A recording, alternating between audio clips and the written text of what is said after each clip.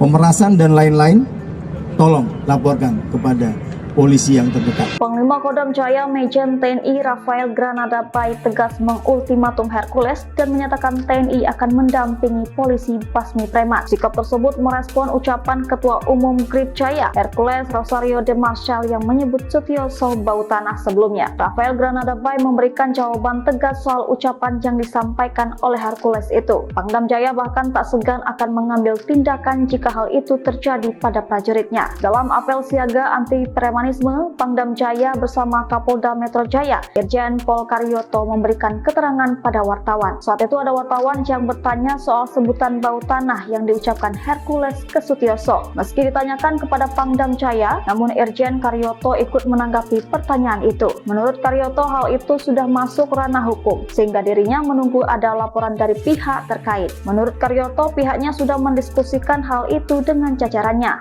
Diakuinya sebelum adanya laporan, pihaknya sudah berdiskusi apakah perbuatan Hercules bisa masuk dalam kategori penghinaan. Apalagi menurut dia hal itu diucapkan kepada sosok purnawirawan yang berjasa bagi bangsa Indonesia. Sementara itu, Panglima Kodam Jaya Majen TNI Rafael Granada Bay mengatakan kalau hal itu sudah masuk ke ranah hukum. Ia pun menegaskan kalau dirinya masih merupakan TNI aktif, sementara ucapan yang disampaikan Hercules itu ditujukan kepada anggota TNI yang sudah purna tugas. Namun menurut Hercules, jika ucapan itu disampaikan pada anggotanya, ia pun tak segan akan melakukan tindakan tegas. Namun terkait ucapan ke purnawirawan, kata dia hal itu sudah jadi ranah kepolisian.